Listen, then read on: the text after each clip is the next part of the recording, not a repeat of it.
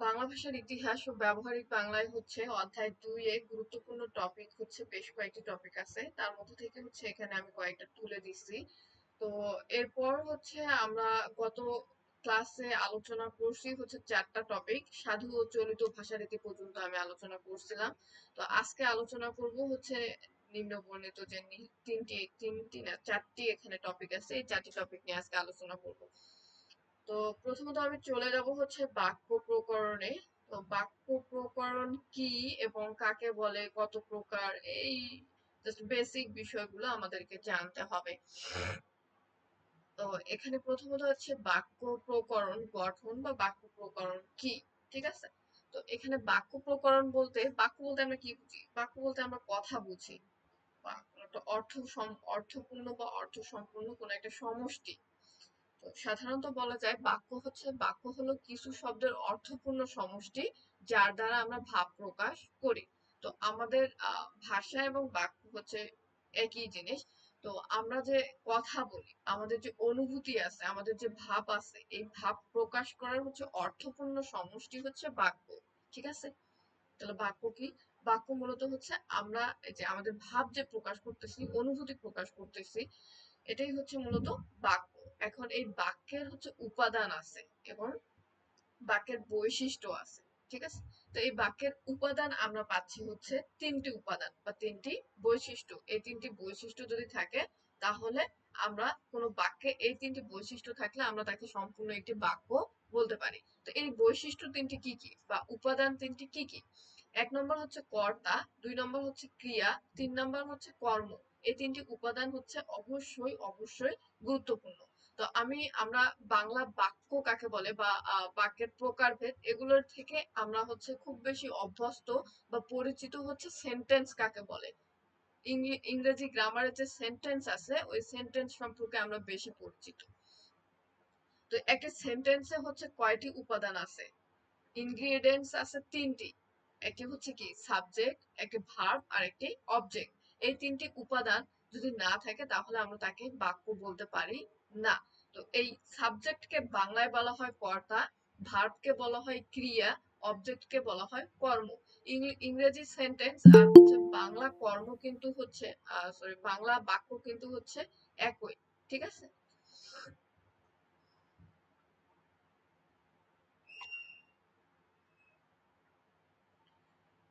বাক্যের যে উপাদান, এই বাক্যের উপাদান হচ্ছে সেন্টেন্স। সেন্টেন্স ইনগ্রিডিয়েন্টস, ইংলিশে ওটাকে বলে সেন্টেন্স ইনগ্রিডিয়েন্টস, ঠিক আছে। আর আমরা ওটাকে বাংলায় বলতেছি বাক্যের উপাদান। তো বাক্যের উপাদানে আমরা 3টা জিনিস পাচ্ছি, একটি হচ্ছে কর্তা, একটি ক্রিয়া আর একটি কর্ম। এগুলোর সাথে আপনারা পরিচিত, কারণ এই সাবজেক্ট ভার্ব অবজেক্ট এগুলো আমরা বেসিক জিনিস, এগুলো আমরা প্রাইমারি স্কুল থেকে পড়ে আসছি। তো এখন এই কর্তা কাকে বলে? কর্তা হচ্ছে যে কাজটি করে তাকে কর্তা বলে, ঠিক আছে। এখন ভার্বটা কাকে বলে? ভার্ব মানে হচ্ছে ক্রিয়া। ক্রিয়া সম্পর্কে আমরা মূলত জানি, ভার্ব মানে হচ্ছে কাজ, কোনো কাজ সম্পাদন করা বা কোনো কাজ সম্পাদিত হওয়াকেই হচ্ছে কি বলে? ভার্ব বলে। তো এখানে আছে যে পদ দ্বারা কোনো কাজ সম্পাদন করা, হওয়া বা কোনো অবস্থা বোঝানো হয়, তাকে ক্রিয়া বলে।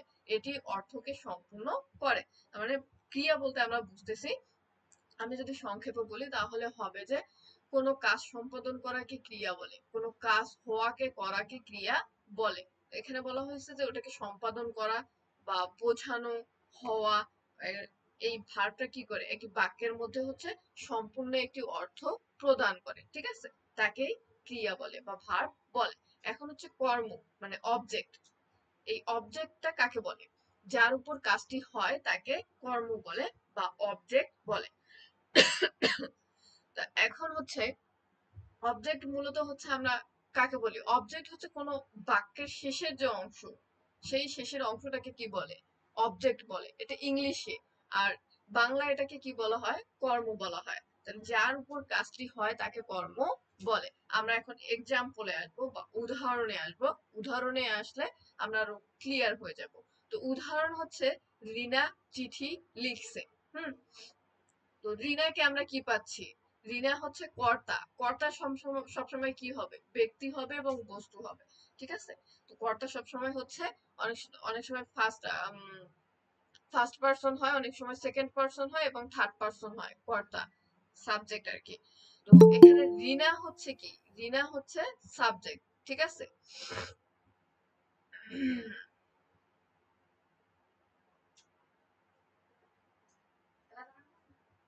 না, রিনা হচ্ছে মানে আমরা ব্যক্তিকে যেহেতু বলতেছি, যেহেতু এখানে ব্যক্তি আছে, এজন্য আমরা রিনাকে বলবো হচ্ছে রিনা একজন কর্তা, ঠিক আছে। এরপর হচ্ছে কি, আমরা কর্তার পরে আসবো ভার্বে। তো আমরা নর্মালি জানলাম যে ভার্ব কাকে বলে। ভার্ব হচ্ছে কোনো কাজকে হচ্ছে বা কোনো কিছু করাকে হচ্ছে ভার্ব বলে। তো এখানে লিখছে, লিখছে কি এটা কাজ বোঝাচ্ছে না। এই যে লিখছেটাকে আমরা বলতেছি কি ভার্ব, যেহেতু এটাকে কাজ বোঝাচ্ছে। আর এখানে চিঠি, চিঠিটা হচ্ছে কি অবজেক্ট, কারণ এটার উপরে কি হচ্ছে কর্ম হচ্ছে। তার মানে রিনা চিঠি লিখছে। তো আমরা এখানে কি কি পাইলাম, আমরা এখানে কর্তা পাইলাম, ক্রিয়া পাইলাম, কর্ম পাইলাম। কারণ আমি আরেকটা উদাহরণ দেই, যেমন হচ্ছে রহিম ভাত খায়। তাহলে রহিম ভাত খায়ের মধ্যে হচ্ছে রহিম কি, রহিম মূলত কর্তা ফর্ম। এরপর হচ্ছে ভাত হচ্ছে অবজেক্ট, কারণ ভাতটাকে কি করা হচ্ছে খাওয়া হচ্ছে। আমরা অবজেক্টটাকে এভাবে বলতে পারি যে যেটার উপরে কাজ সম্পাদন করা হয় বা যেটাকে বাক্যের শেষে থাকে, বাক্যের শেষে যে অংশটি থাকে তাকেই বলা হয় কি অবজেক্ট। তাহলে এখানে রহিম ভাত খায়, খায় হচ্ছে যে খায় হচ্ছে কাজ, যেহেতু কাজ সম্পাদন করা বোঝাচ্ছে, এজন্য খায় হচ্ছে একটি ভার্ব ফর্ম।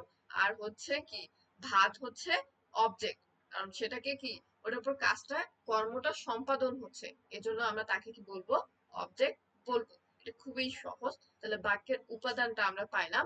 এরপর আমরা বাক্যের হচ্ছে প্রকারভেদে যাব। তো বাক্যের প্রকারভেদ হচ্ছে যে কয় প্রকার, বাক্যের প্রকারভেদ হচ্ছে 5 প্রকার। আমি ইংলিশে যদি বলি তাহলে ইংলিশে হবে যে assertive sentence, interrogative sentence, operative sentence, imperative sentence, এরপর আসতেছে এক্সক্লামেটরি সেন্টেন্স। তো আপনারা তো সবাই জানেন যে সেন্টেন্স হচ্ছে কয় প্রকার, সেন্টেন্স 5 প্রকার। একটি অ্যাসার্টিভ সেন্টেন্স, যেটাকে আমরা বাংলায় বলতেছি বর্ণনামূলক বা বিবৃতিমূলক। এরপর আমরা পাচ্ছি ইন্টারোগেটিভ সেন্টেন্স, মানে হচ্ছে প্রশ্নবাচক, ঠিক আছে। এরপর হচ্ছে কি ইন্টারোগেটিভ এর পর হচ্ছে ইম্পারেটিভ সেন্টেন্স, যেটা বিধানমূলক। এরপর হচ্ছে অপারেটিভ সেন্টেন্স মানে আজ্ঞাবাচক। এরপর এক্সক্লামেটরি মানে বিস্ময়সূচক সেন্টেন্স, ঠিক আছে। তো এই সেন্টেন্স গুলো হচ্ছে কি এখানে এক একটা বাক্য। এই বাক্যের প্রকারভেদ আমরা পাইলাম কয়টি, 5টি। একটি বর্ণনামূলক, এই বর্ণনামূলকটাকে আমরা আবার বিবৃতিমূলকও বলতে পারি। তো আমি বললামই একটু আগে যে আমরা আসলে ইংলিশে অভ্যস্ত, ইংলিশে এগুলো আমাদের পরিচিত, যার কারণে আমরা বাংলাটা মনে হবে একটু অন্যরকম লাগতেছে, কিন্তু ওই ইংলিশ গুলোর বাংলা গুলোই হচ্ছে এগুলো, ঠিক আছে। কঠিনের কিছুই না। তো এখানে 1 নম্বর আমি বললাম কি বর্ণনামূলক বা বিবৃতিমূলক। তো এখানে হচ্ছে আপনাদের বাক্যটা আপনারা এই ফর্মে পাবেন যে এখানে কিছুটা বর্ণনা থাকবে, ঠিক আছে। যেমন আমার নাম ফেরদৌসি, ঠিক আছে।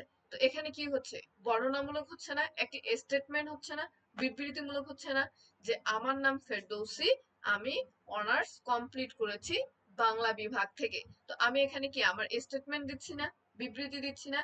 এজন্য আমরা এখানে বর্ণনামূলক বা বিবৃতিমূলক বাক্য কাকে বলতে পারি, যে বাক্যে বর্ণনা প্রদান করা হয়, ঠিক আছে। কোনো বিষয় সম্পর্কে হচ্ছে বিবৃতি দেওয়া হয়, তাকেই হচ্ছে বর্ণনামূলক বাক্য বা বিবৃতিমূলক বাক্য বলে। যেমন এখানে আমি স্কুলে যাই, এখানে কি বলছে সে বিবৃতি দিচ্ছে, স্টেটমেন্ট দিচ্ছে যে আমি স্কুলে যাই, ঠিক আছে। এটা একটি বিবৃতিমূলক বাক্য বা বর্ণনামূলক বাক্য। আমরা এটাকে বলতে পারি ইংলিশে assertive sentence. Hmm, I go to school. এরপর প্রশ্নবাচক, প্রশ্নবাচক তো সবাই জানেনই আপনারা। প্রশ্নবাচক মূলত হচ্ছে কি যে কাউকে প্রশ্ন করা, কোনো কিছুকে কে কি বা কে কি দ্বারা হচ্ছে প্রশ্ন করাকে কি বলা হয়, প্রশ্নবাচক বাক্য বলা হয় বা ইন্ট্রোগেটিভ সেন্টেন্স বলা হয়। আর প্রশ্নবাচক হচ্ছে তুমি কি করছো, তুমি তোমার নাম কি, তুমি কোন ক্লাসে পড়ো, তোমার বয়স কত, তুমি কি পাস করছো, তোমার কলেজের নাম কি, এগুলো কি করা হচ্ছে প্রশ্ন করা হচ্ছে না। এজন্য এখানে বলা হচ্ছে এটি প্রশ্নবাচক শব্দ এবং প্রশ্নবাচক বা ইন্টারগেটিভ সেন্টেন্স। এরপর আমরা পাচ্ছি বিধানমূলক। বিধানমূলকটা হচ্ছে ইংলিশে হচ্ছে ইম্পারেটিভ সেন্টেন্স, ঠিক আছে। তো বিধানমূলকটা হচ্ছে আমাদের নিয়ম। এখানে কত বিধানমূলক বাক্য বা বাক্য বা হচ্ছে ইম্পারেটিভ সেন্টেন্স বলা হচ্ছে কখনো কোনো আদেশ, আজ্ঞা, নিয়ম, এগুলো মানাকে কি বলা হয়, বিধানমূলক বাক্য বলা হয়। যেমন আমাদের নিয়ম মানতে হবে, বা হচ্ছে আহ, এখানে নিয়ম বা আদেশ করা হচ্ছে, ঠিক আছে, আদেশটা অবশ্যই নিচেটাতে আসবে, কিন্তু বিধানমূলক এবং আজ্ঞাবাচক যে বাক্যটা, এই দুটো কিছুটা সেম সেম, কিন্তু একটু তফাৎ আছে। সেখানে হচ্ছে যে এই যে আজ্ঞাবাচকে আমরা মূলত পাবো হচ্ছে অর্ডার করা হচ্ছে, আর এখানে হচ্ছে নিয়ম মানা হচ্ছে, ঠিক আছে। যেমন বড়রা আমাদের জন্য কি করে, আশীর্বাদ করে, যে তোমার জন্য অনেক অনেক শুভ কামনা রইলো, তুমি অনেক বড় হও, ঠিক আছে। এরকম বাক্যগুলোকে বলা হয় বিধানমূলক বাক্য, মানে যেগুলো আমাদের জন্য আশীর্বাদ স্বরূপ, এবং কারোর জন্য আপনি ভালো কিছু চাচ্ছেন, দোয়া আশীর্বাদ করতেছেন, এরকম, বা কোনো নিয়ম বলা হচ্ছে, ঠিক আছে, এটাকে বলা হচ্ছে বিধানমূলক বাক্য। আর আজ্ঞাবাচক বাক্য হচ্ছে যে আপনাকে আদেশ করা হচ্ছে, গুরুজনরা যে আদেশ করে যে তুমি আমাকে এই বইটি দাও, তুমি এখান থেকে চলে যাও। এরপর হচ্ছে লিখা থাকে না যে এখানে গাছ থেকে ফুল ছিঁড়বেন না, হুম, এরকম যে হচ্ছে বাক্যগুলো থাকে, এই বাক্যগুলো বলা হয় আজ্ঞাবাচক বাক্য, ঠিক আছে। তো এরপর আমরা পাবো হচ্ছে 5 নম্বরে পাবো বিস্ময়সূচক বাক্য। বিস্ময়সূচক বাক্য হচ্ছে কি এক্সক্লামেটরি, যেটা ইংলিশে বলা হয়। যে এক্সক্লামেটরি হচ্ছে কি, মানে কোনো কিছু যে বাক্যে আমরা আম, একটু বিস্ময় প্রকাশ করি বা আনন্দিত হই, অভিভূত হই, সেসব বাক্যগুলোকে বলা হয় বিস্ময়সূচক বাক্য। যেমন হচ্ছে কি সুন্দর দৃশ্য, ওয়াও, এই মেয়েটি এত সুন্দর। এরপর বলা হয় যে ওয়াও, সে জিপিএ 5 পেয়েছে, ওয়াও, সে অনেক ভালো রেজাল্ট করেছে। তারপর বলা হয় না যে আহ, এটা খুব চমৎকার, এটা খুব অবিশ্বাস্য। এরকম যখন বিস্ময় আসে, তখন আমরা সেটাকে কি বলতে পারি, বিস্ময় সূচক বাক্য। আর বিস্ময় সূচক বাক্যে হচ্ছে সবসময় কি হবে, সবসময় আমরা এক্সক্লামেটরি যে চিহ্নটা আছে, ওই চিহ্নটা, এই মার্কটা সবসময় আমরা কি করব, ব্যবহার করব। একটা দাড়ি দিয়ে নিচে একটা ফোঁটা হবে, এটা হচ্ছে বিস্ময় সূচক বাক্য। তো এই হলো এখানে বাক্যের হচ্ছে প্রকরণ, গঠন, উপাদান এবং প্রকারভেদ, ঠিক আছে। তো এরপর আমি 6 নম্বর টপিকে যাব। 6 নম্বর টপিক হচ্ছে কি, প্রতিবেদন। আর প্রতিবেদন আসলে কি, আমাদের এখানে প্রতিবেদন আছে, এরপর আমরা কার্য বিবরণী পাবো, এরপর আমরা পাবো জীবন বৃত্তান্ত। এই তিনটা হচ্ছে একই ঘরনার, মানে একই জনরার, ঠিক আছে। তো প্রতিবেদনও হচ্ছে আমরা অনেক সময় কিসের জন্য লিখি, প্রতিবেদন আমরা ঘটনাকে কেন্দ্র করে লিখি, এবং মানুষের কোনো জীবন কেন্দ্রিক লিখি, ঠিক আছে, ব্যক্তি কেন্দ্রিক হয় কখনো, বা বস্তু কেন্দ্রিক হয়।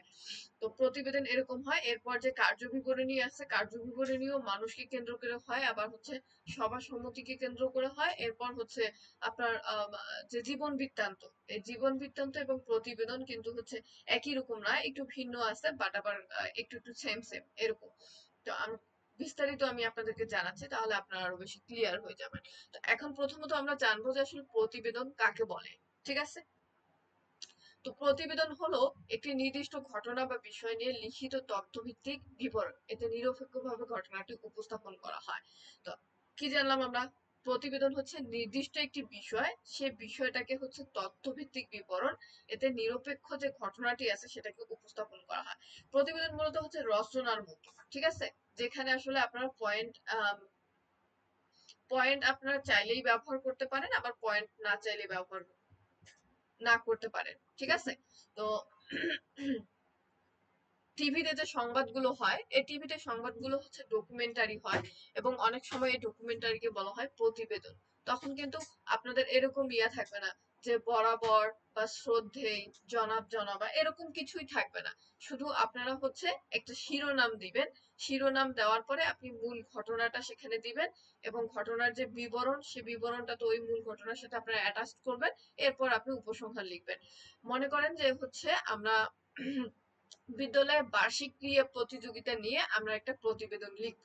তো প্রতিবেদনের আমরা একটা শিরোনাম দিলাম, শিরোনাম দিয়ে দিলাম যে বার্ষিক ক্রীড়া প্রতিযোগিতা, এরপরে আমরা দিলাম যে ভূমিকা, ওটা আসলে কবে অনুষ্ঠিত হবে সেটার একটা ঘটনা দিলাম, এবং কোথায় অনুষ্ঠিত হবে, কি হবে সেটার আমরা একটা ইয়ে দিলাম। দেওয়ার পরে হচ্ছে আমরা মূল বিবরণ দেব, যে আম, আগামী এত তারিখে হচ্ছে আমাদের বিদ্যালয়ে আমরা বার্ষিক ক্রীড়া প্রতিযোগিতা অনুষ্ঠিত করতে যাচ্ছি। আমাদের বার্ষিক ক্রীড়া প্রতিযোগিতায় আপনারা টাইমটা দিলেন যে 10টার সময় হচ্ছে এটা উদ্বোধন করা হবে। 10টার পরে 11টার দিকে হচ্ছে এখানে একটি প্রতিযোগিতা দেওয়া হবে, সেটা হচ্ছে কি কুইজ প্রতিযোগিতা থাকবে, তার পাশাপাশি অঙ্ক প্রতিযোগিতা থাকবে। এরপর হচ্ছে 11টার পর 12টার দিকে হচ্ছে নামাজের বিরতি থাকবে বা হচ্ছে আম লাঞ্চের বিরতি থাকবে, দুপুরের খাওয়ার আয়োজন থাকবে। এরপর আয়োজনের পরে একটা সাংস্কৃতিক অনুষ্ঠান আয়োজন করা হবে। এরপর হচ্ছে একটি ইয়া হবে, আম আহ, মানে ওটাকে কি বলে, ভাষণ প্রদান করবেন হচ্ছে আমাদের কলেজের অধ্যক্ষ, ঠিক আছে, বা বিদ্যালয়ের আহ প্রধান শিক্ষক। এভাবে দিয়ে উপসংহারে দিলেন যে হ্যাঁ, আমাদের আশা করি আপনার উপস্থিতি আমাদের অনুষ্ঠানটিকে আরো আনন্দ বর্ধিত করবে। আপনি অবশ্যই উপস্থিত থাকার চেষ্টা করবেন। এভাবে দিলেই হচ্ছে এটা কিন্তু একটি প্রতিবেদন হয়ে যাচ্ছে। এটা চিঠির মতো আপনাদেরকে লিখতে হবে না, এবং হচ্ছে আপনাকে কোনো আবেদনপত্রের মতো লিখতে হবে না। প্রতিবেদন জাস্ট একটি নির্দিষ্ট ঘটনা, এবং সেই ঘটনাটাকে আপনি তথ্যভিত্তিক বিবরণ করবেন এবং সেটাকে একটি উপস্থাপন করবেন। তো এটাই মূলত একটি প্রতিবেদন। এবং প্রতিবেদন লেখার যে কাঠামো, এই লেখার কাঠামো আমাদের কি কি সেটা আমাদেরকে জানতে হবে। তো প্রতিবেদন লেখার কাঠামো হচ্ছে, প্রথমত বললাম কি, শিরোনাম। আপনাকে একটি আকর্ষণীয় ও বিষয়বস্তু সংশ্লিষ্ট একটি শিরোনাম দিতে হবে। এরপর আপনাকে ভূমিকা ভূমিকা দিতে হবে, যে ঘটনাটি কোথায় হচ্ছে, কখন হচ্ছে এবং কেন ঘটেছে তা সংক্ষেপে বলা। এরপর মূল বিবরণ, মানে ভূমিকার সাথে আপনাকে মূল বিবরণটা দিতে হবে। দেওয়ার পর হচ্ছে সেখানে বিস্তারিত তথ্য দিতে হবে, সাক্ষাৎকার উপস্থাপনা দিতে হবে। এরপর উপসংহার দিতে হবে, মন্তব্য, ফলাফল, সুপারিশ। আপনাদের প্রশ্ন আসতে পারে যে পহেলা বৈশাখ সম্পর্কে আপনার কলেজের একটি প্রতিবেদন রচনা করুন, ঠিক আছে। তো এরপর এখানে উদাহরণ দেওয়া আছে। তো আমি আরেকবার বলে দেই যে প্রতিবেদন লেখার কাঠামোটা কি। প্রতিবেদন আপনি 3 থেকে 4 পৃষ্ঠা লিখতে পারবেন, এখানে কোনো বাধ্যবাধকতা, কোনো নিয়ম নেই। প্রতিবেদন লিখবেন, শুধু হচ্ছে সুন্দর করে একটা শিরোনাম দিবেন। শিরোনাম দেওয়ার পরে হচ্ছে আপনি একটা প্যারা দিবেন, দিলেই ওটা এনাফ। এর বেশি আর সেখানে কিছুই দিতে হবে না। আপনি আবার এভাবে লিখতে যাইয়েন না যে শিরোনামটা দিছেন দিয়ে আপনি লিখতেছেন এভাবে, এরকমটা একদমই না। প্রতিবেদনে হচ্ছে এই যে বিদ্যালয়ে বার্ষিক ক্রীড়া প্রতিযোগিতা, এই লাইনটা আছে না, এই লাইনটা আপনি দিলেন। দেওয়ার পরে হচ্ছে আমি আপনাদেরকে দেখাচ্ছি যে আপনারা আসলে প্রতিবেদনটা কিভাবে লিখবেন। এখানে দাঁড়ান, একটু ওয়েট করেন, একটু ব্ল্যাঙ্ক পেজ নেই।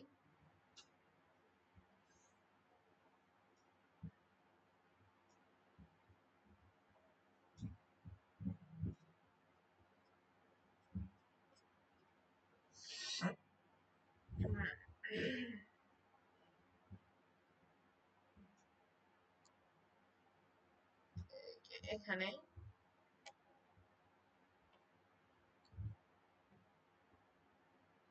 আপনি এখানে শিরোনামটা নেবেন, এটাকে একটু বার্ষিক ক্রীড়া প্রতিযোগিতা, এখানে এটাকে একটু বোল্ড করবেন, ঠিক আছে, একটু বড় করবেন করে এরপর নিচে একটা ইয়া দিবেন, হেডলাইন দিবেন, দিয়ে এটাকে আপনি মাঝখানে লিখবেন।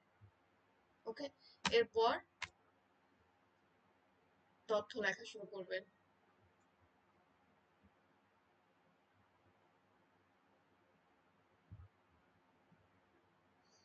এখানে যেমন দেওয়া আছে, গত 1ই জানুয়ারি আমাদের বিদ্যালয়ে স্কুল মাঠে প্রতিযোগিতা অনুষ্ঠিত হয়।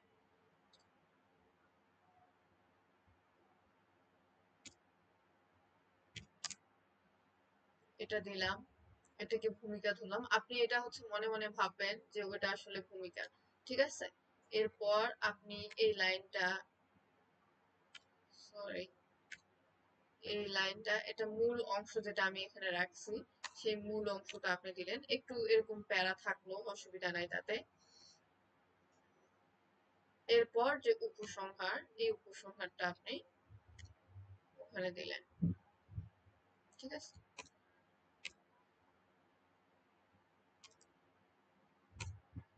এভাবে একটু প্যারা থাকলো, এনাফ। এভাবে লিখবেন যে এখানে কি দেওয়া হলো।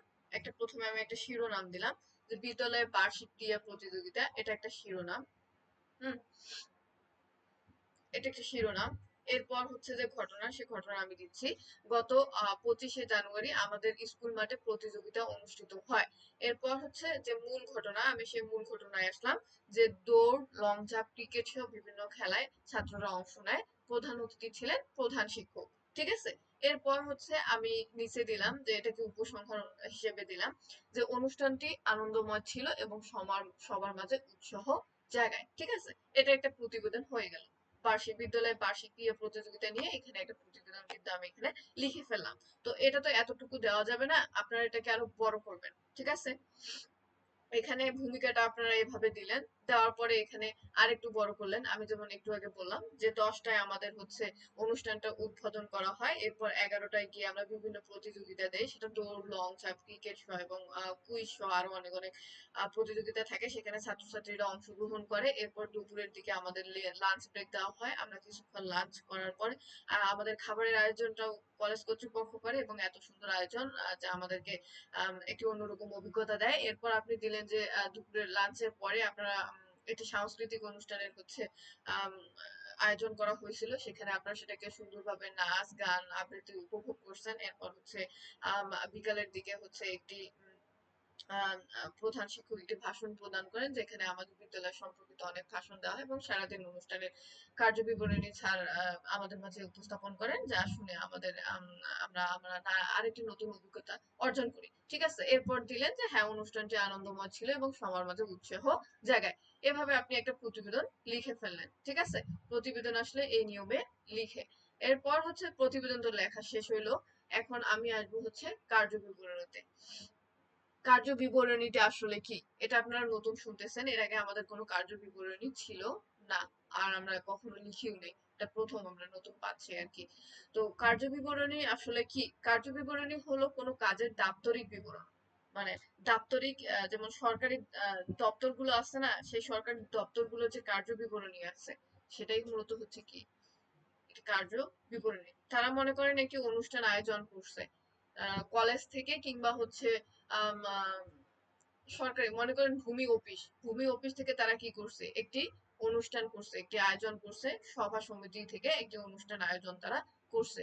সেই অনুষ্ঠান আয়োজন কিংবা কলেজে যে অনুষ্ঠান আয়োজনগুলোর যে বিজ্ঞপ্তি থাকে, বন্ধের যে বিজ্ঞপ্তি থাকে, আপনার তো নোটিশ গুলো দেখছেন, ওই নোটিশ গুলোই মূলত হচ্ছে কি কার্য বিবরণী। সেটা হচ্ছে কি একটি দাপ্তরিক বা দলিল বলা হয়, দাপ্তরিক বিবরণ বা দলিল। তো কার্য বিবরণী হলো কোনো কাজের দাপ্তরিক বিবরণ অথবা একটি লিখিত নথি বা প্রতিবেদন, যেখানে কোনো সভা, বৈঠক, অনুষ্ঠান বা কর্ম সম্পর্কিত কার্যক্রমের মূল আলোচনা, সিদ্ধান্ত ও কার্যক্রম সংক্ষিপ্তভাবে বা ধারাবাহিকভাবে লিপিবদ্ধ করা হয়। তো আমি যেটা বললাম আপনাদেরকে সহজ করে চেনানোর জন্য, কলেজ আপনাদের কলেজের যে বন্ধের যে নোটিশ গুলো দেওয়া হয় এবং জাতীয় বিশ্ববিদ্যালয়ের হচ্ছে রেজাল্টের যে নোটিশ গুলো দেওয়া হয়, ঠিক আছে, ওই নোটিশ গুলোই মূলত হচ্ছে কি কার্য বিবরণী। বুঝতে পারছেন, যে ফরম্যাটটা দেওয়া থাকে ওটাই মূলত একটি কার্য বিবরণী। আর এগুলো দাপ্তরিক হয়, এগুলো হচ্ছে প্রতিবেদন টাইপ হয়, কিন্তু এগুলো দাপ্তরিক, এগুলো কখনো আমরা নিজস্ব ভাবে ব্যক্তি কেন্দ্রিক ভাবে লিখি না। তো কার্য বিবরণীর হচ্ছে ধাপ দুইটি, একটি হচ্ছে খসড়া আর একটি হচ্ছে মূল পর্ব। তার মানে প্রথমে এটা যদি আপনি কার্য বিবরণী লিখতে যান, তাহলে আপনাকে প্রথমত একটি খসড়া তৈরি করতে হবে, তারপর আপনি সেটাকে মূল পর্বে হচ্ছে কনভার্ট করতে পারবেন। ঠিক আছে, এই জন্য ধাপ হচ্ছে দুইটি। এরপর কার্য বিবরণীর বৈশিষ্ট্য কি কি থাকবে। 1 নম্বর বৈশিষ্ট্য হচ্ছে সংক্ষিপ্ত এবং স্পষ্ট ভাষায় লেখা হয়। তো আমরা কার্য বিবরণী কি করব, খুবই সংক্ষিপ্ত ভাষায় লিখা হয়। যেমন পহেলা বৈশাখের জন্য স্কুল আপনাদের কলেজ বন্ধ দিচ্ছে, বা সাপোজ জাতীয় বিশ্ববিদ্যালয় হচ্ছে একটা পরীক্ষার রেজাল্টের নোটিশ দিছে, তাহলে তারা কি করে, এত দ্বারা জানানো যাচ্ছে যে আহ অনার্স চতুর্থ বর্ষের 2024 সালের স্টুডেন্টদের যারা ফাইনাল পরীক্ষা দিয়েছেন তাদের রেজাল্ট আজকে বিকাল 6টায় প্রকাশিত করা হবে। তখন কি করা হয়, প্রকাশিত করা হবে, আপনারা জাতীয় বিশ্ববিদ্যালয়ের ওয়েবসাইটে গিয়ে রেজাল্টটা দেখতে পারবেন। ঠিক আছে, এটা কিন্তু এভাবে দেওয়া হয়, এতটুকু দেওয়া হয়, যেন এটা কিন্তু সংক্ষিপ্ত ভাষায় দেওয়া হয় এবং স্পষ্ট ভাষায় লেখা হয়। এরপর সভা বা অনুষ্ঠানের তারিখ, যখন কোনো সভা করবে, যেমন জাতীয় বিশ্ববিদ্যালয় একটি হচ্ছে সমাবর্তন করবে, সেই সমাবর্তন অনুষ্ঠান করার জন্য তারা কি করবে, প্রথমে ওরকম করে একটি বিবৃতি দিল, দেওয়ার পরে তারা সভা বা অনুষ্ঠানের হচ্ছে তারিখগুলো উল্লেখ করে দিল। এরপর আলোচিত বিষয়সমূহ ক্রম অনুসারে লেখা হয়, আলোচিত যে বিষয়গুলো আছে সেগুলো পয়েন্ট আকারে লিখতে হবে। এরপর গৃহীত সিদ্ধান্ত সমূহ পরিষ্কার ভাবে লেখা হবে। তো ওই সিদ্ধান্তে আসলে কি কি মানে ওই সভার মধ্যে কি কি সিদ্ধান্ত গ্রহণ করা হয়েছে সেগুলো তারা পরিষ্কারভাবে লিখবে, ঠিক আছে। এরপর সভাপতি বা লিপিকার বা সম্পাদকের স্বাক্ষর থাকে। তাহলে আমরা এখানে কয়টি বৈশিষ্ট্য পাচ্ছি? কার্য বিবরণীতে আমরা 5টি বৈশিষ্ট্য পাচ্ছি। সেটি মূলত প্রথমত সংক্ষিপ্ত হতে হবে, খুব বড় ভাষায় হবে না, এবং স্পষ্ট ভাষায় লিখতে হবে। 2 নম্বর হচ্ছে সভা সমিতি কোথায় অনুষ্ঠিত হইলো সেগুলোর নাম দিতে হবে, এবং সেটা সভাপতিত্ব কে করছে সেটার নাম দিতে হবে। এরপর আলোচিত বিষয়সমূহ যেগুলো নিয়ে আলোচনা করা হয়েছে ওগুলো পয়েন্ট আকারে দেওয়া হবে। এরপর আলোচনার পর যে সিদ্ধান্তগুলো নেওয়া হয়েছে সেই সিদ্ধান্তগুলো পয়েন্ট আকারে দেওয়া হবে। এরপর সভাপতি কে করছে সেটা হচ্ছে সম্পাদক বা সভাপতি এবং সম্পাদকের যে স্বাক্ষর সেটা দেওয়া হবে। তো এখানে উদাহরণস্বরূপ আমি সংক্ষেপে একটি কার্য বিবরণী পেশ করছি, ঠিক আছে। তো বার্ষিক ক্রিয়া অনুষ্ঠান সম্পর্কে একটি কার্য বিবরণী দেওয়া হয়েছে। প্রথমত আমি এখানে বিষয় দিছি, এরপর তারিখ দিছি, ঠিক আছে। এরপর হচ্ছে সভাপতি করবেন অধ্যক্ষ জনাব কামরুল ইসলাম, জাস্ট এখানে একটা নাম দেওয়া হয়েছে। এরপর দেওয়া হয়েছে সভায় সিদ্ধান্ত হয় যে বার্ষিক ক্রিয়া অনুষ্ঠান 20 ফেব্রুয়ারি তারিখে অনুষ্ঠিত হবে। ক্রিয়া উপকমিটি গঠনের প্রস্তাব অনুমোদন করা হয়। অনুষ্ঠান সফল করতে ছাত্র শিক্ষক সবাইকে সম্পৃক্ত করার অনুরোধ জানানো হয়, ঠিক আছে। এখন এটা সভাপতিকে সভাপতির স্বাক্ষর থাকবে কামরুল ইসলাম, কলেজ থাকবে হচ্ছে ঢাকা রেসিডেন্সিয়াল কলেজ, আমি জাস্ট একটা নাম বলতেছি। এরপর সভালিপিকার থাকবে মনে করেন মোকাররম ইসলাম, এবং তিনি সহকারী শিক্ষক অথবা সম্পাদক এবিসি কলেজ ঢাকা, ঠিক আছে। এরকম করে দিয়ে দেওয়া যাবে, ঠিক আছে। তো এই হচ্ছে এখানকার কার্য বিবরণী। কার্য বিবরণী কিছুটা হচ্ছে আমরা দেখতে পাচ্ছি যে আবেদনের মতো, কিন্তু আসলে আবেদন আলাদা, এটা আলাদা। কারণ এখানে আপনাকে সিদ্ধান্তগুলো পয়েন্ট আকারে দিতে হবে, এবং হচ্ছে আম, আলোচিত যে বিষয় সে বিষয়টাকে এখানে সুন্দর করে উপস্থাপন করতে হবে। এরপর সভাপতি থাকবে এবং সভালিপিকা মানে যিনি সম্পাদক তিনি থাকবে। এই হলো কার্য বিবরণীর উদাহরণ। আমরা সংক্ষেপে কার্য বিবরণীকে বলতে পারি যে কোনো কাজের দাপ্তরিক বিবরণকে কার্য বিবরণী বলে। ও কোনো দপ্তরের যে দাপ্তরিক কাজ সেটা যে বিবরণ সেটাকে আমরা কার্য বিবরণী বলে থাকি, ঠিক আছে। তো কার্য বিবরণী এখানে শেষ হলো। এর পরের টপিক কি হবে আমি আগে এখানে দেখি টাইম কত মিনিট আছে। 13 মিনিট আছে, এটা শেষ করা যাবে। জীবন বৃত্তান্ত। এখন জীবন বৃত্তান্ত সম্পর্কে আমরা কি জানি? জীবন বৃত্তান্তকে আমরা ইংলিশে বলি কারিকুলাম ভিটা বা সিভি, ঠিক আছে। তো জীবন বৃত্তান্ত কি? জীবন বৃত্তান্ত মূলত হচ্ছে একটা মানুষের যে জীবন বৃত্তান্ত, মানে একটা মানুষের যে জীবন যাপন এবং তার জীবনের যে হচ্ছে শিক্ষা সাফল্য। আমরা ব্যর্থতা কখনো জীবন বৃত্তান্ত তুলে ধরি না, কিন্তু আমরা অবশ্য অভিজ্ঞতা গুলোকে ধরি এবং সফলতাকে ধরি এবং দক্ষতা, পারিবারিক পরিচয়। তো একটা মানুষের যে জীবনে মৌলিক যে বিষয়গুলো, যে পরিচয়, আইডেন্টিটি, সেটাকে তুলে ধরাকেই বলা হয় জীবন বৃত্তান্ত, ঠিক আছে। তো জীবন বৃত্তান্ত ইংরেজিতে হচ্ছে বায়োগ্রাফি বা কারিকুলাম ভিটা। মানে কারিকুলাম ভিটার হচ্ছে সংক্ষিপ্ত হচ্ছে সিভি, এটার সাথে আপনার পরিচিত সবাই। তো বায়োগ্রাফিটাও হচ্ছে কি জীবন বৃত্তান্ত। এবং বায়োগ্রাফি এবং কারিকুলাম ভিটার মধ্যে কিছু পার্থক্য আছে, ঠিক আছে, যেটা আমরা নিচে পাবো। তো একজন ব্যক্তির জীবনের সংক্ষিপ্ত বিবরণ, একজন ব্যক্তির আমরা কি পাচ্ছি? সংক্ষিপ্ত যে বিবরণ, যেখানে তার শিক্ষাগত যোগ্যতা, কর্মজীবন, দক্ষতা, অভিজ্ঞতা, পারিবারিক পরিচয়, সাফল্য এবং ব্যক্তিগত তথ্য উপস্থাপন করা হয়। তাকে কি কি বলা হয়? তাকে জীবন বৃত্তান্ত বলা হয়, ঠিক আছে। তাহলে একজন ব্যক্তির জীবনের সংক্ষিপ্ত বিবরণ, যেখানে তার শিক্ষাগত যোগ্যতা, কর্মজীবন, দক্ষতা, অভিজ্ঞতা এবং পারিবারিক পরিচয়, সাফল্য এবং ব্যক্তিগত তথ্য উপস্থাপন করাকে বলা হয় কি? জীবন বৃত্তান্ত, ঠিক আছে। তো এই জীবন বৃত্তান্ত সাধারণত কয় ধরনের হয়ে থাকে? জীবন বৃত্তান্ত সাধারণত 2 ধরনের হয়ে থাকে। একটি জীবনীমূলক জীবন বৃত্তান্ত আর একটি পেশা জীবন বৃত্তান্ত, ঠিক আছে। আমি আপনাদেরকে বললাম যে বায়োগ্রাফি এবং কারিকুলাম ভিটার মধ্যে আসলে পার্থক্য কি। এখন বায়োগ্রাফি হচ্ছে কি জীবনীমূলক জীবন বৃত্তান্ত, যেখানে আমি জাস্ট এক্সাম্পল হিসেবে যাতে আপনারা সহজে বুঝতে পারেন, সেটা হচ্ছে কি, একটা জীবন বৃত্তান্ত বিয়ের জন্য যে সিভিটা প্রদান করা হয় না, বিয়ের জন্য বা কাউকে পরিচিতি প্রদান করার জন্য যে সিভি প্রদান করা হয় সেটাকে আমরা বলতে পারি বায়োগ্রাফি। এরপর হচ্ছে বা অ্যাক্টরস যে অ্যাক্টরস গুলো আছে সেই অ্যাক্টরস গুলোর যে জীবন পরিচয়, ঠিক আছে, ওই পরিচয়গুলোকে কি বলা হয়? বায়োগ্রাফি বলা হয়। এরপর আমরা যে কারিকুলাম ভিটা পাচ্ছি, সিভা না সিভি, এই সিভিটা হচ্ছে কি? পেশাগত জীবন বৃত্তান্ত। আমাদের চাকরির জন্য যে আমরা হচ্ছে সিভি জমা দেই অফিস গুলাতে বা কোম্পানি গুলাতে, হচ্ছে সিভি প্রদান করে চাকরির জন্য, সেই চাকরির সিভি প্রদান করাকে, সেখানে আমরা যে পরিচয় দেই সেটা হচ্ছে পেশাগত জীবন বৃত্তান্ত। তাহলে বায়োগ্রাফি এবং কারিকুলাম ভিটার মধ্যে আমরা পার্থক্য কি পাচ্ছি? কারিকুলাম ভিটা হচ্ছে কোনো ব্যক্তি সম্পর্কে তৃতীয় পক্ষ কর্তৃক লেখা বিস্তারিত জীবনী, এটা সাহিত্যিক বা গবেষণামূলক হতে পারে। আমি বললাম যে বিয়ের যে সিভি দেওয়া হয় বা কাউকে পরিচিতি প্রদান করার জন্য যে সিভি, সেটাকে আমরা সিভি বলবো না, আমরা সেটাকে বায়োগ্রাফি বলবো। এই বায়োগ্রাফিটাকে আমরা বলতে পারি কি জীবনীমূলক জীবন বৃত্তান্ত। এবং বিখ্যাত ব্যক্তি যেমন রবীন্দ্রনাথ ঠাকুরের হচ্ছে জীবন বৃত্তান্ত একজন কবি বা একজন সাহিত্যিক লিখে রাখছেন। অথবা হচ্ছে আম, আহ, ধরেন হচ্ছে একটা সিঙ্গার বা কোন একটা সিঙ্গার, অরিজিৎ সিং ধরলাম, জাস্ট অরিজিৎ সিং এর যে জীবন বৃত্তান্ত আপনারা উইকিপিডিয়ায় গেলে দেখতে পাবেন। অরিজিৎ সিং লিখে সার্চ করবেন গুগলে, দেখবেন যে উইকিপিডিয়ায় তার বায়োগ্রাফি চলে আসছে। ঠিক আছে? বা হচ্ছে কোন একটা ক্রিকেটার, ঠিক আছে, সেই ক্রিকেটারের যে জীবন বৃত্তান্ত, আপনারা যে কোনো বিখ্যাত ব্যক্তির নাম গুগলে সার্চ করবেন, দেখবেন তাদের উইকিপিডিয়া আসতেছে। তো তাদের যে উইকিপিডিয়া যারা লিখছেন, ওখানে যে পরিচয়টা তাদেরকে দেওয়া হয়েছে, এটাকে আমরা বলতে পারি জীবনীমূলক জীবন বৃত্তান্ত। এখন পেশাগত জীবন বৃত্তান্ত আসলে কি?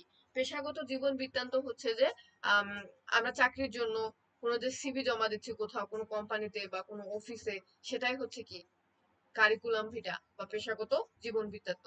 চাকরি বা শিক্ষাগত কোনো উদ্দেশ্যে প্রার্থীর নিজের সম্পর্কের তথ্য উপস্থাপন করা নথি, এটাই মূলত কি কারিকুলাম ভিটা। যেমন হচ্ছে সেখানে কি থাকতে হবে? নাম থাকতে হবে, ঠিকানা থাকতে হবে, জন্ম তারিখ থাকতে হবে, শিক্ষাগত যোগ্যতা থাকতে হবে, অভিজ্ঞতা থাকতে হবে, দক্ষতা থাকতে হবে, রেফারেন্স থাকতে হবে। ঠিক আছে? এরপর ইত্যাদি দেওয়া হয়েছে। তো জীবন বৃত্তান্ত হলো একটি ব্যক্তির জীবন সম্পর্কিত গুরুত্বপূর্ণ তথ্যসমূহের ধারাবাহিক উপস্থাপন।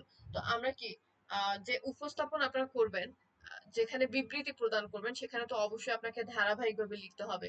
তো আপনি তো নামের সাথে আপনার শিক্ষাগত যোগ্যতা লিখতে পারেন না, আপনাকে অবশ্যই সেটাকে একটা ফরম্যাট আছে এবং গঠন আছে, সেটাকে মেনটেন করতে হবে, ফলো করতে হবে। নাম দিতে হবে প্রথমে, তারপর আপনাকে ঠিকানা দিতে হবে, এরপর জন্ম তারিখ দিতে হবে, তারপর শিক্ষাগত যোগ্যতা দিতে হবে, এরপর অভিজ্ঞতা দিতে হবে, এরপর দক্ষতা দিতে হবে, তারপর রেফারেন্স দিতে হবে। ঠিক আছে?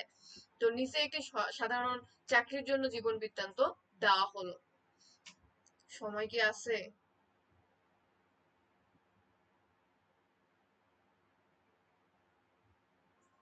7 মিনিট আছে।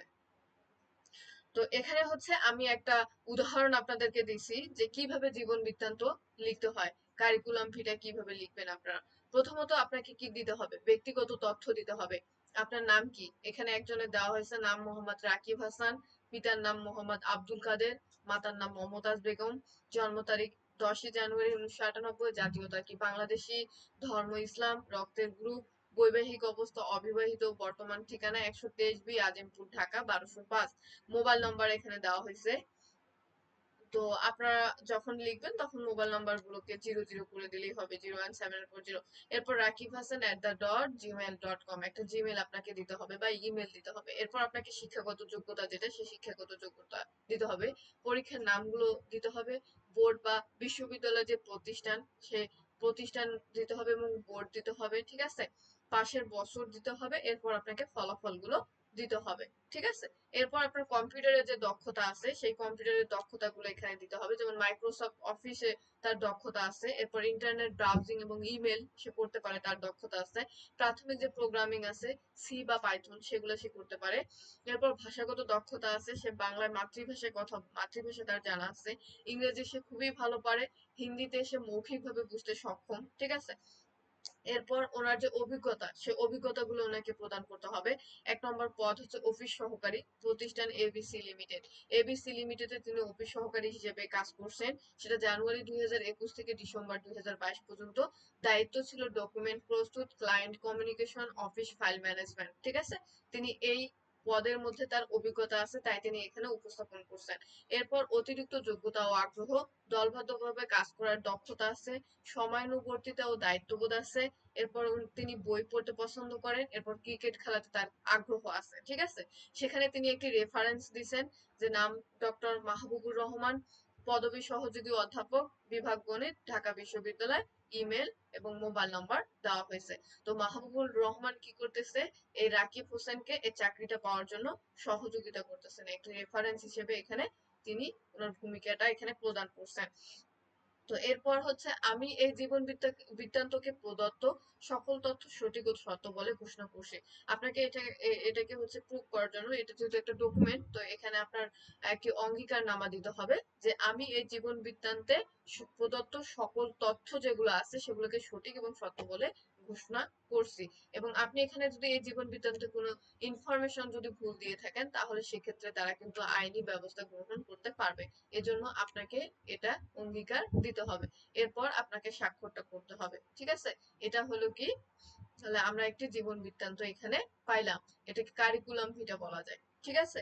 তো যদি আপনি হচ্ছে ইয়ে করেন, বায়োগ্রাফি লিখেন, সেক্ষেত্রে কিন্তু আপনার এগুলো এভাবে রেফারেন্সের দরকার হবে না, এবং কম্পিউটারের যে দক্ষতা এগুলোরও কোনো দেওয়ার দরকার নাই। শুধু এতটুকু শিক্ষাগত যোগ্যতা এবং যে বেসিক পরিচয়, একটা মানুষের আইডেন্টিটি যতটুকু দরকার হয়, ব্যক্তিগত ইনফরমেশন এতটুকু আপনি প্রদান করে একটু শিক্ষাগত যোগ্যতা দিলেই হয়ে যাবে। ঠিক আছে? সেখানে আপনার অভিজ্ঞতা লাগবে না এবং ইয়া লাগবে না। তো বায়োগ্রাফি এবং জীবন বৃত্তান্তের মধ্যে হচ্ছে মানে কারিকুলাম ভিটার মধ্যে হচ্ছে এই পার্থক্য। ঠিক আছে? তো এটা তার সমস্যার কথা না, আপনারা যখন নিজেরা পড়বেন তখন আরো ভালো করে বুঝতে পারবেন।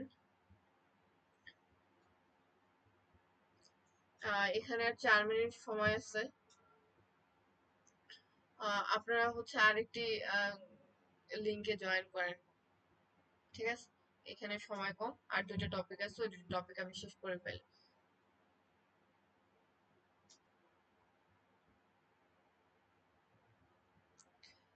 এর পরের টপিক আমরা পাবো হচ্ছে সারাংশ আর সারমর্ম।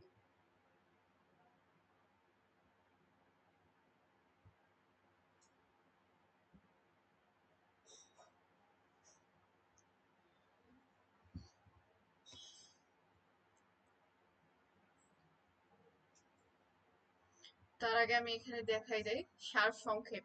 হুম, এখানে মূলত যে টপিক আছে সেই টপিকটি হচ্ছে সার সংক্ষেপ। এই সার সংক্ষেপের মধ্যে আমরা পাবো সারাংশ ও সারমর্ম। আপনারা অবশ্যই জানেন যে সারাংশ এবং সারমর্ম কি। তো ইন্টারমিডিয়েটে আপনারা অবশ্যই ব্যাকরণে পড়ে আসছেন যে সারাংশ এবং সারমর্ম আসলে কি। তো অনেকে ভুলে যেতে পারেন, সমস্যা নেই, আমি আবার এখানে পড়ায় দিচ্ছি। সারাংশ এবং সারমর্মের মধ্যে আসলে পার্থক্যটা কোথায়, এবং সারাংশ কাকে বলে এবং সারমর্ম কাকে বলে, তা এখানে দেওয়া আছে। তো সারাংশ হলো কোনো লেখা বা রচনার মূল বক্তব্যকে সংক্ষিপ্ত আকারে উপস্থাপন করা। এতে লেখার মূল ভাব ও গুরুত্বপূর্ণ বিষয়গুলো অল্প কথায় তুলে ধরা হয়, তবে লেখকের মূল বক্তব্য বা ধারাবাহিকতা বজায় থাকে। তার মানে আমরা সারাংশ কি পেলাম? সারাংশ মূলত হচ্ছে কি, একটি রচনা, সেই রচনার হচ্ছে যে মূল বক্তব্য আছে, সেই বক্তব্যটাকে কি করা হবে, সংক্ষিপ্ত আকারে উপস্থাপন করা হবে, এবং লেখার মূল ভাব এবং গুরুত্বপূর্ণ বিষয়গুলোকে আমরা অল্প কথায় তুলে ধরবো। এবার লেখকের যে মূল বক্তব্য, সেই বক্তব্যটাকে কি করতে হবে, ধারাবাহিকতা বজায় রাখতে হবে। এখন আমি লিখতেছি যে আমার নাম ফেরদৌসী, তারপর তো আমাকে লিখতে হবে যে আমার বয়স হচ্ছে 24 বছর, তারপর লিখতে হবে যে আমার ঠিকানা হচ্ছে যে আমি নীলফামারীতে বাস করি বা আমি রংপুরে থাকি। এখন আমি যদি এটা এভাবে লিখি যে আমার নাম ফেরদৌসী, আমি রংপুরে থাকি, আমার বয়স 24 বছর, এরপর লিখলাম যে আমার জেলা এটা, তারপর আমি লিখতেছি আমি এই কলেজে পড়ি, কিন্তু এগুলো তো এলোমেলো হয়ে যাচ্ছে। তো আমাদেরকে এটা কি করতে হবে, একটা ধারাবাহিকতা আছে। আমার আগে ব্যক্তিগত পরিচয় দিতে হবে, এরপর আমার ঠিকানা দিতে হবে, তারপর আমার উদ্দেশ্য কি, আমি কি করতে পছন্দ করি, সেগুলো দেওয়া যাবে। সেটা একটা ধারাবাহিকতা আছে, সেই ধারাবাহিকতাটা কি করতে হবে, আমাদেরকে বজায় রেখেই হচ্ছে লিখতে হবে। তাহলে সারাংশ হচ্ছে কি, সারাংশ মূলত হচ্ছে যে কোন রচনা, সেই রচনাকে আমরা সংক্ষিপ্ত আকারে উপস্থাপন করব, এবং সেই রচনার যে মূল ভাব আছে এবং গুরুত্বপূর্ণ বিষয় আছে, এই বিষয়গুলোকে আমরা অল্প কথায় তুলে ধরবো, এবং লেখকের মূল বক্তব্য বা ধারাবাহিকতা বজায় থাকবে। তো এটার মূলত বিশেষত্ব কি বা বৈশিষ্ট্যগুলো কি? বৈশিষ্ট্য হচ্ছে মূল লেখার ভাষায় নয়, নিজের ভাষায় লেখা হয়। তো আপনি সেখানে কি করবেন, আপনাকে অবশ্যই সেটা যেখানে সারাংশ তো অবশ্যই উপরে একটু দেওয়া থাকবে। তো যেটুকু দেওয়া থাকবে ওটুকু ওই ভাষায় লেখা যাবে না, আপনাকে সেটা নিজের ভাষায় লিখতে হবে। এরপর সংক্ষিপ্ত কিন্তু সম্পূর্ণ, আপনি সংক্ষিপ্ত আকারে লিখবেন, কিন্তু সেখানে আপনার যে উদ্দেশ্য থাকবে এবং যে আপনার যে বক্তব্য থাকবে সেটা অবশ্যই আপনাকে কি করতে হবে, স্পষ্ট এবং সম্পূর্ণ করতে হবে। তো লেখার যে প্রধান পয়েন্ট গুলো আছে সেই পয়েন্ট গুলো আপনাকে দিতে হবে, অপ্রয়োজনীয় বা অতিরিক্ত অংশ বাদ দেওয়া হয়, ঠিক আছে? তাহলে আমরা এখানে কয়টা, চারটি বৈশিষ্ট্য পাচ্ছি। এক নম্বর বৈশিষ্ট্য হচ্ছে যে আপনাকে সেটা অবশ্যই নিজের ভাষায় লিখতে হবে। এরপর সংক্ষিপ্ত লিখতে হবে, কিন্তু সেটাকে সম্পূর্ণ করতে হবে। এরপর লেখার যে প্রধান পয়েন্ট গুলো আছে সেই পয়েন্ট গুলো আপনাকে দিতে হবে। এরপর প্রয়োজনীয় বা অতিরিক্ত যে অংশগুলো আছে সেগুলোকে আপনাকে অবশ্যই বাদ দিতে হবে। এখানে আমি উদাহরণস্বরূপ লিখছি যে একটি প্রবন্ধ আছে, যেমন পরিবেশ দূষণ সম্পর্কে 500 শব্দ লেখা থাকে, তার সারাংশ হতে পারে হচ্ছে 5 থেকে 60 শব্দে, যেখানে মূল পয়েন্ট গুলো উল্লেখ থাকে। এখন আমি লিখলাম যে আমি একটা উদাহরণস্বরূপ আপনাদেরকে বলতেছি যে আহ, পরীক্ষার সময় হচ্ছে পরীক্ষার পরিবেশ নষ্ট করার জন্য হচ্ছে হর্ন বাজানো নিষিদ্ধ, এবং এই হর্ন বাজালে শিক্ষার্থীদের হচ্ছে মনোযোগ দিতে সমস্যা হয়, তারা ভালোভাবে মনোযোগ প্রদান করতে পারে না, লেখার ক্ষেত্রে তাদের অনেক বাধার সম্মুখীন হয়। এবং এরকম করে একটু 100 শব্দের একটা দেওয়া আছে। তো সেখান থেকে আমি কি করব, 10টি শব্দ নিয়ে একটি সারাংশ দেব। যে সেটা এরকম হলো, আমি যে বললাম যে এটা পরীক্ষার পরিবেশে হচ্ছে কি করে, একটা পরীক্ষার পরিবেশকে দূষিত করে এবং শিক্ষার্থীদের মনোযোগ আকর্ষণে বাধা প্রাপ্ত হয়। তাহলে এটা সারাংশ কি হতে পারে? সারাংশ হতে পারে এটা যে আম, পরীক্ষা চলাকালীন সময়ে হর্ন বাজানো নিষিদ্ধ, যেটা হচ্ছে কি হয়, পরিবেশের উপর অনেক বেশি ক্ষতিকর প্রভাব ফেলে। তা পরীক্ষার পরিবেশকে আম, ক্ষতিকর করতে হর্ন হর্ন কি করে, গুরুত্বপূর্ণ ভূমিকা পালন করে। এটুক করে আমি আমার ভাষায় লিখে দিলাম, দ্যাটস এনাফ। তাহলে সেটা কি হয়ে যাবে, সারাংশ হয়ে যাবে। এখন এই সারমর্মটা আবার কি, সারাংশ এবং সারমর্ম হচ্ছে পার্থক্য, আমরা এখন পার্থক্যটা আগে সারমর্ম করি, তারপর আমরা পার্থক্যটাকে আলাদা করতে পারবো। তো সারমর্ম হলো একটি লেখা, কবিতা বা অনুচ্ছেদের মূল ভাব। সেখানে কি থাকবে, অবশ্যই একটি লেখা তো সারমর্ম দেওয়া থাকে, সারাংশ দেওয়া থাকে এবং সারমর্ম তো থাকবে। সারমর্ম গুলো মূলত অনেক সময় কি হয়, কবিতা হয়, ঠিক আছে, বা ভাব সম্প্রসারণের মতো হয়। যেমন কবিতা বা অনুচ্ছেদের মূল ভাব বা অন্তর্নিহিত শিক্ষা, যা পাঠ শেষে পাঠকের মনে গেঁথে থাকে। এটি লেখকের মূল উদ্দেশ্য বা যা যে বার্তাটি তিনি পাঠকের কাছে পৌঁছাতে চান তার সংক্ষিপ্ত রূপ। আমরা কিছুটা কিন্তু একই রকম পাচ্ছি, যে মূল উদ্দেশ্য, মূল ভাব, ঠিক আছে, খুব সংক্ষিপ্ত ভাবে লিখতে হয়। তো এরকমই, কিন্তু এখানে আরেকটি বিশেষ ব্যাপার হচ্ছে যে সেটা কি হচ্ছে, পাঠকের মনে অবশ্যই গেঁথে থাকে, ঠিক আছে। তো সারমর্মের যে বৈশিষ্ট্যগুলো হচ্ছে, এটি লেখার মূল শিক্ষা বা বার্তা তুলে ধরে। এখানে আমরা আমরা হচ্ছে একটি, ওখানে একটি বক্তব্য তুলে ধরতেছে, আর এখানে আমরা পাচ্ছি মূলত একটি বার্তা, শিক্ষার যে একটি বার্তা আছে, একটি ইনফরমেশন, আমরা একটি তথ্য পাচ্ছি। সাধারণত 1-2টি বাক্যে প্রকাশ করা হয়, এটি লেখকের উদ্দেশ্যের প্রতিফলন, নিজে বোঝাপড়ার ভিত্তিতে লেখা হয়, এতে কাব্যিক শব্দ বা অলংকারের গুরুত্ব কম, ভাবটাই মুখ্য। এখানে আপনাকে অলংকার প্রদান করতে হবে না, আপনি নিজের ভাষায় প্রদান করবেন। এবং একটি যে ইনফরমেশন, ঠিক আছে, যেমন হচ্ছে আমি একটু গল্পের মতো করে বলি, এখানে দেওয়া আছে যে উদাহরণ দেওয়া আছে, কবিতার একটি অংশ দেওয়া আছে, নদী তোমার পথ আছে, তোমার নিজস্ব অভিমত দাও। ঠিক আছে, নদী তোমার পথ আছে, এটা অসম্পূর্ণ, কারণ সম্পূর্ণটা তুলে দেওয়া হয়নি, জাস্ট উদাহরণের জন্য একটু তুলে দেওয়া হয়েছে আর কি। তো এটা সারমর্ম হয়েছে কি, নদীর মতো মানুষের নিজস্ব পথ ও চিন্তা থাকা উচিত, বাধা পেরিয়ে এগিয়ে যাওয়া জীবনের উদ্দেশ্য, তাই না? তো আমরা এখানে পাচ্ছি কি, নদী তোমার পথ আছে, তোমার নিজস্ব অভিমত এখানে প্রদান করো। তো এখানে কবিতার যে অংশটা সম্পূর্ণ দেওয়া হয় না, অল্প একটু দেওয়া হয়েছে। তো এটার আমরা কি করব, একটি সারমর্ম দিব। সারমর্মটা কি, সারমর্মটা হচ্ছে নদীর মতো মানুষেরও কি আছে, মানুষেরও নিজস্ব পথ ও চিন্তা থাকা উচিত। তো নদীর যে একটা নিজস্ব পদ আছে, সেই নিজস্ব পদে কি করে, নদী কিন্তু নিজস্ব স্রোত এবং হচ্ছে ধারাবাহিকতা বজায় রেখে নিজস্ব পথে চলাচল করে। এখানে কিন্তু আসলে নদী অন্য কোনো পথে যায় না। ঠিক সেমনি মানুষের যে জীবন, ঠিক আছে, মানব জীবন, এই মানব জীবনকেও বলা হয়েছে যে মানব জীবনের জন্য একটা নিজস্ব পথ থাকে, এবং নদীর যে স্রোতের হচ্ছে অনেক বাধা থাকে, সে বাধাগুলো পেরিয়ে কিন্তু নদীর স্রোত কি করে, প্রবাহিত হতে থাকে। তো তেমনি কিন্তু এখানে কি আছে, এখানে মানুষের জীবনে অনেক বাধা থাকবে, অনেক প্রতিবন্ধকতা থাকবে, সেগুলোকে পেরিয়ে কি করতে হবে, মানুষের জীবনে সফলতা অর্জন করতে হবে। এবং সবগুলোকে পেরিয়ে মানুষকে জীবন কি করতে হবে, যাপিত করতে হবে। তো এটাই মানুষের কি হওয়া উচিত, প্রত্যেক মানুষের একটি উদ্দেশ্য হওয়া উচিত। তো সারমর্মগুলো এরকমই হয়, সারাংশগুলো এরকম হয়। তো এর মধ্যে আবার ভাব সম্প্রসারণ আছে, যেহেতু ভাব সম্প্রসারণ সিলেবাসে নাই তাই আমি এখানে ভাব সম্প্রসারণটা দেইনি।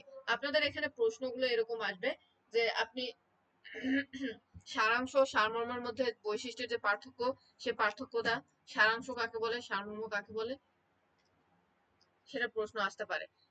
ক বিভাগে আসবে, গ বিভাগেও প্রশ্ন আসবে।